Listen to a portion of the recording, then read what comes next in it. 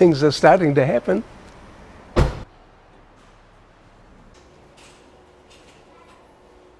We got the first signs a couple of days ago. It's a few weeks early, but I think everything's going to be okay. I'm a little excited. I never expected to be doing this again at my age.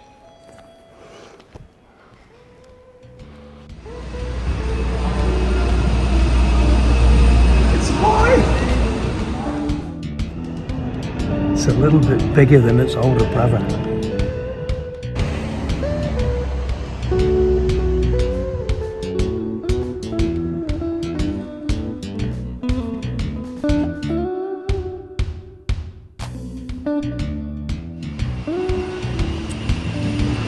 Few cars here.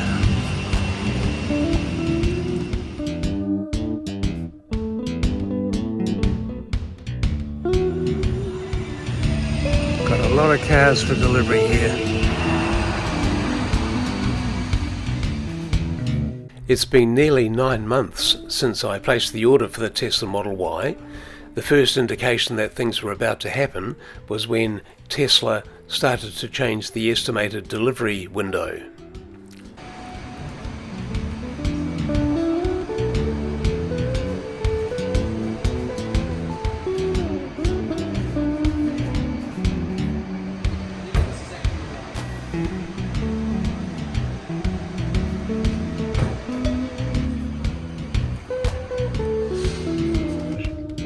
Peel that off. Wow.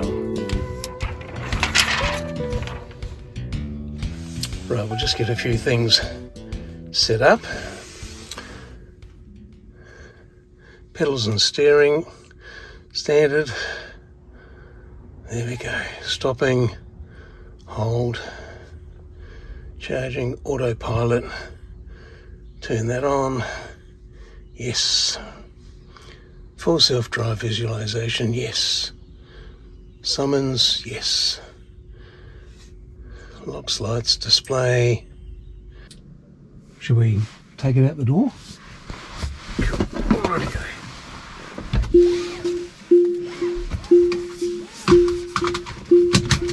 So far it's just like the Model 3 but bigger. Tilt that there.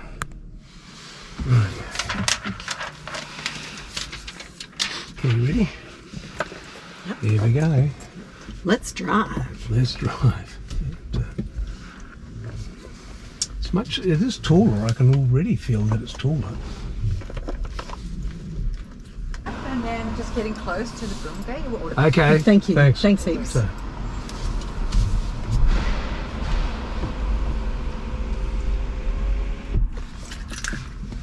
Congratulations, that's great. there we go. It'd be terrible if it then came down on top of the car. So I've just collected the Tesla Model Y. If you've been watching my previous videos, welcome back. I traded in my Tesla Model 3, or in fact I sold it to a friend, because I wanted to get the Model Y because of the large hatchback and its ability to take a standard Tesla tow bar and use the Tesla tow package software. Premium connectivity was set up with the car, so I've got internet connectivity as we go.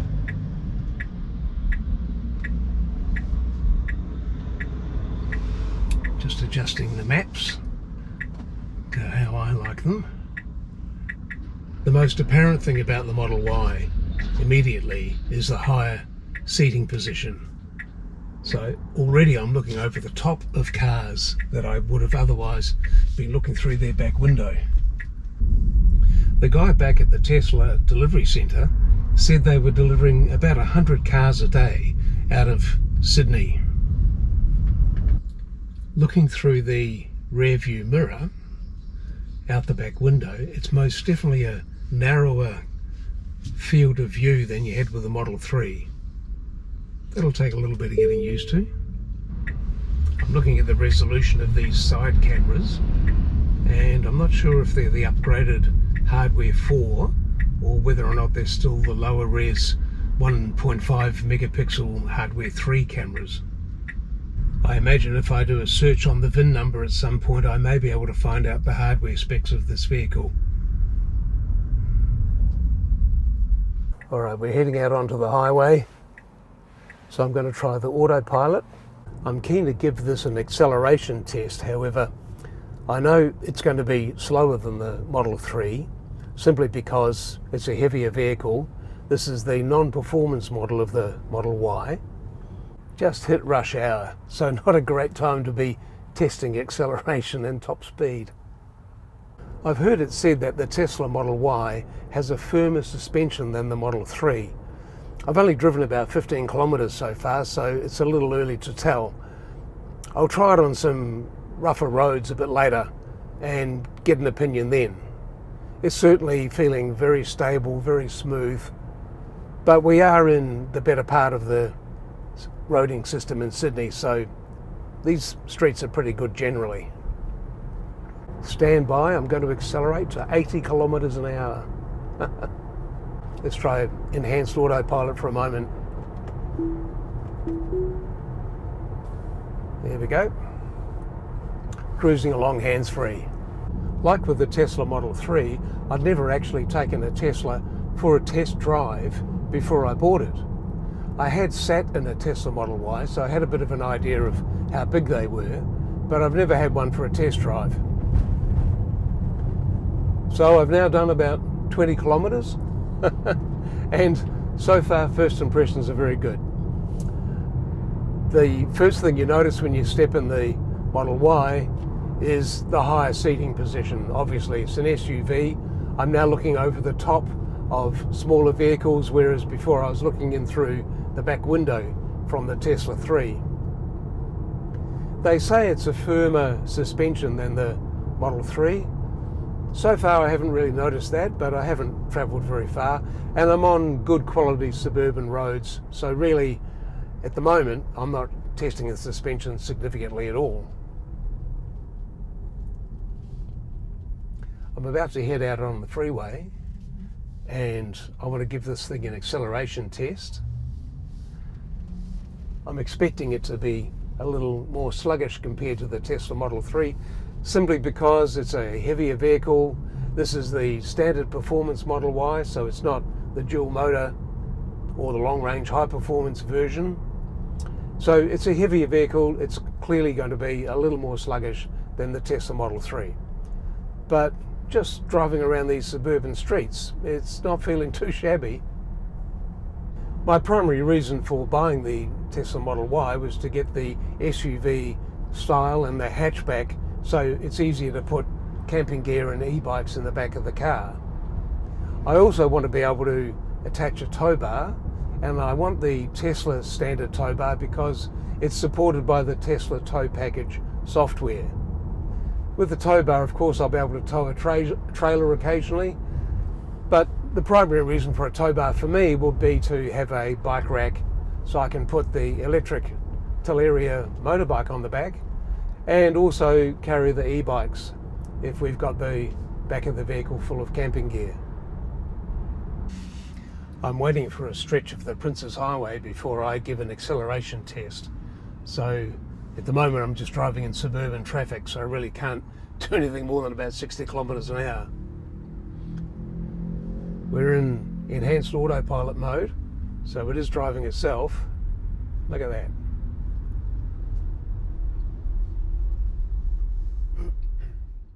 I had pre-purchased a lot of accessories, and when I get home I'll install those.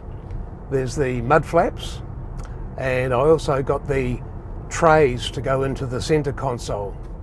That one annoys me a little bit because you spend a heck of a lot of money on one of these cars and then you have to kick in another 30 bucks to get some trays for the center console.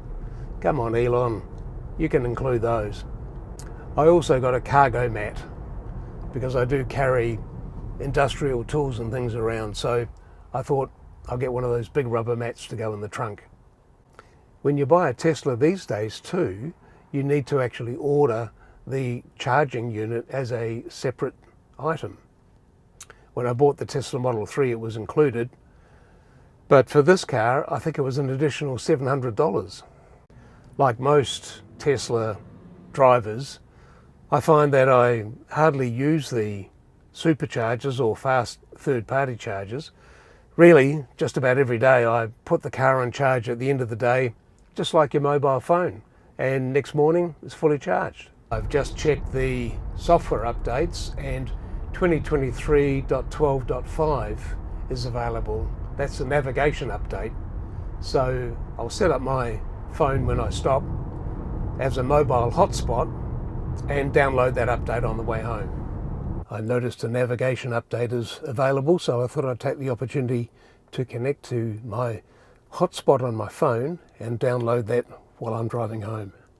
At some point in the future, I'll do an actual acceleration test, comparing it to the video footage I've got of the Tesla Model 3, and we can do a timed acceleration test, 0 to 100 kilometers an hour, and just see how it goes. I'm really looking forward to the delivery of full self-drive. I purchased this vehicle with the FSD beta software, but of course it's not activated yet in Australia. Some of the encouraging things that Elon Musk has said recently, though, indicate that FSD may very well be released worldwide later in 2023. Now, I know he said that in 2022 and also in 2021 and 2020 and 2019, but I really feel as if FSD software is getting to the point where it can be released as a beta globally. So I purchased the software with this car in anticipation of having access to that during the time I own this car, which is going to be 5 or 7 years. All right, we're rolling along at about 80 kilometers an hour. I'm just going to floor it. Yeah, it's got some pull. It's not too sluggish. I think when I do the acceleration test compared to the Model 3 video that I've got, it's probably not going to be too far off. Okay, let's try enhanced autopilot. 3, 2, 1. Okay, we're hands-free. We're in enhanced autopilot mode. So we're on the Princess Highway now, and I'm doing 110 kilometers an hour, which is the legal speed. And I'm just thinking noise. Is this any noisier than the Tesla Model 3? I don't think so. In fact, it might be subtly quieter. The Tesla Model 3 did have an annoying sort of wind noise from the left-hand door. Was never quite sure whether it was wind noise or the window just partly not sealing properly. But there's no sign of that in the Tesla Model Y. I'm in enhanced autopilot mode, so it's self-driving. I've got the hands on the wheel, but I'm just going to check on my watch because we have a noise meter and it says 61 decibels. Well, it did. It says 68 decibels. So I want to thank you for following me on this channel. I really do appreciate it. It's just been a bit of a hobby of mine to have the Steve's Tesla channel running, and I really didn't have any intention of buying a Tesla Model Y at the time. 2 years ago I got the Tesla Model 3, but I've decided to upgrade to the Tesla Model Y for those reasons of ergonomics, the hatch and the tow bar, and I can see it's going to be a more comfortable vehicle to get around in, simply because it's a taller vehicle. You can look over the tops of other cars and you can carry a bit more of a load that you had to squeeze into the Tesla Model 3. I suspect the Y's not going to be quite as sporty as the Model 3, possibly doesn't have the acceleration of the 3. I'll do a proper comprehensive test on that sometime in the near future. But thanks for following me on Steve's Tesla to date, and I'm looking forward to sharing my adventures with the Tesla Model Y with you over the coming years. Cheers. Thanks for watching.